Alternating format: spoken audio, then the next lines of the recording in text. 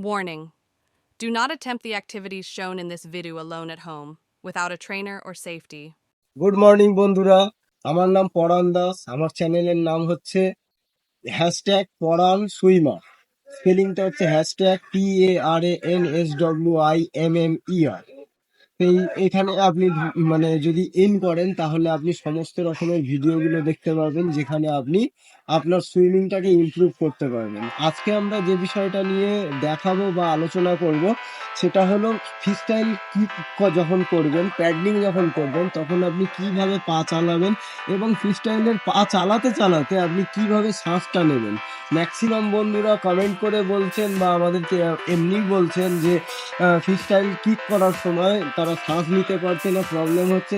তার ক্ষেত্রে কি হচ্ছে, বেশিক্ষণ ধরে প্যাডলিং করতে পারছে না। তো আজকে সেই টেকনিকটা দেখাবো যে কিভাবে আপনি প্যাডলিং করবেন এবং প্যাডলিং করার সাথে সাথে কিভাবে আপনি টেকনিক অ্যাপ্লাই করলে ব্রিদিং আউট বা শ্বাসটা আপনি নিতে পারবেন, সেটা নিয়েই আমরা আলোচনা করি। নেক্সট পার্টে আমরা চলে যাব যে কিভাবে আমরা সেটা দেখাবো।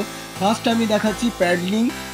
দেখুন, পায়ের পজিশনটা সবসময় এইরকম থাকবে। এই যে দেখুন, টো পয়েন্টেড রেখে একদম কোথা দিয়ে চলবে, কোমর থেকে চলবে, নি ফোল্ড করবেন না, ঠিক আছে? তাহলে আমি প্যাডলিং করে এবার দেখাচ্ছি। হেড ডাউন করবেন প্যাডলিং করার সময়, বাবলসটা ধীরে ধীরে বাবলস আউট হবে, ঠিক আছে? ধীরে ধীরে একদম স্লোলি বাবলস আউট করবেন। যদি স্লোলি বাবলস আউট না করেন তাহলে কি হবে, কি আপনার শরীরের মধ্যে কার্বন ডাই অক্সাইড স্টোর হয়ে আছে, সেটা কি হচ্ছে শরীর ছেড়ে দেওয়ার জন্য কষ্ট পাচ্ছে। শরীর যদি কার্বন ডাই অক্সাইডটা রিলিজ না করে তাহলে কি হচ্ছে, আপনি কিন্তু বেশি দূর এগিয়ে যেতে পারবেন না। ওটা শরীরের ভিতর দিয়ে কিন্তু শরীরকে চাঞ্চল্য করে তুলবে।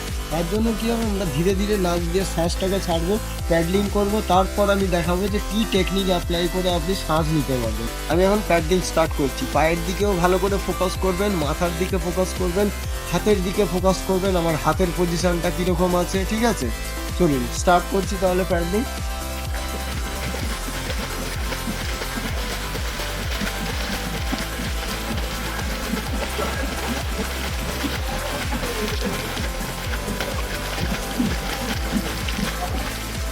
তাহলে আপনারা ভালো মতোই দেখলেন যে পাটা চলছে, পা স্টপ হচ্ছে না। তার সাথে সাথে কিন্তু আমার হাতের পজিশন কীরকম আছে, মাথার পজিশন কীরকম আছে, এইগুলো আমি এবার দেখাবো যে কেন আপনি এই হাত যদি এরকম স্ট্রেট করে আপনি প্যাডলিং করেন তাহলে আপনার মাথা তুলে শ্বাস নিতে প্রবলেম হবে। হাতটা সবসময় কি হবে, এই এলবোটা আপনাকে এই ডাউন শেপে রাখতে হবে। ডাউন শেপে রেখে এরকম যদি করেন তখন আপনার বডির পুরো ওয়েটটা দেখুন এলবোর উপর নিতে পারছে। আর যদি এরকম স্ট্রেট করে আপনি করেন তাহলে কি হচ্ছে, এলবোর উপরে আপনি বডির পুরো ওয়েট দিতে পারছেন না। সেক্ষেত্রে আপনার মাথা তুলতে গিয়ে কিন্তু পাটা বন্ধ হয়ে যায়। দেখুন এরকম বন্ধ হয়ে যায়,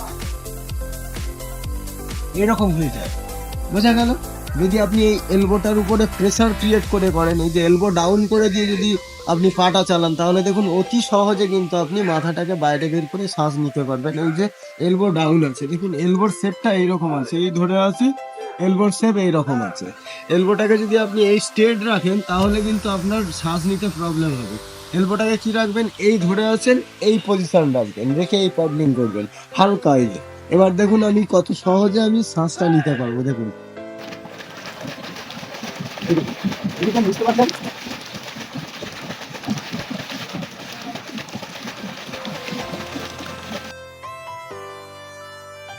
তাহলে এলবোটা যদি আপনি এল শেপে রাখেন বা ভি শেপে রাখেন, এই যে ভি শেপ হলো, এই ভি শেপে রাখলে তাহলে আপনার কিন্তু শ্বাস নিতে বা ব্রিদিং আউট করতে প্রবলেম হবে না। আপনি যদি একদম স্ট্রেট শেপে রাখেন, লম্বা রাখেন, তাহলে কিন্তু আপনার শ্বাস নিতে গিয়ে প্রবলেম হবে।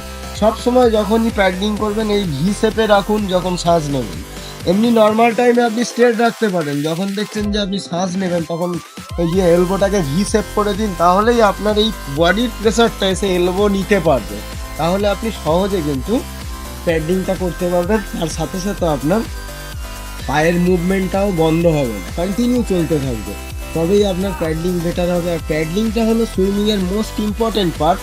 যেখানে আপনি প্যাডলিং যদি কন্টিনিউ করেন, একটা স্পিড বোট কিসের উপর দ্রুত এগিয়ে যায়, তার পিছনে যে ফ্যানটা লাগানো থাকে, পাখা লাগানো থাকে, ওই পাখা যত স্পিডে ঘোরে স্পিড বোট কিন্তু তত স্পিডে দৌড়ায়।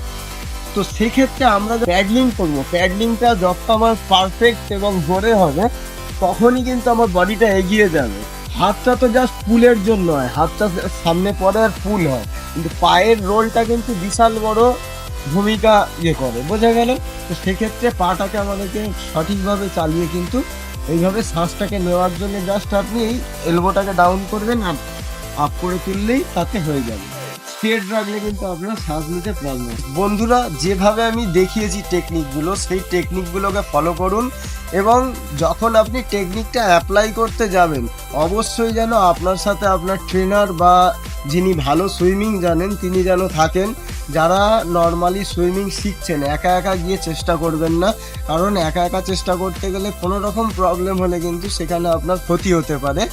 যেন কোনো বন্ধু আপনার সাথে থাকে যিনি ভালো সুইমিং জানেন, বা আপনার সাথে লাইফ গার্ড থাকতে পারে বা ট্রেনার থাকতে পারে, তারা সাথে থাকলে তবেই নিজেরা গিয়ে অ্যাপ্লাই করুন। একা একা গিয়ে আপনি গিয়ে অ্যাপ্লাই করতে জলে নেমে যাবেন না, ঠিক আছে?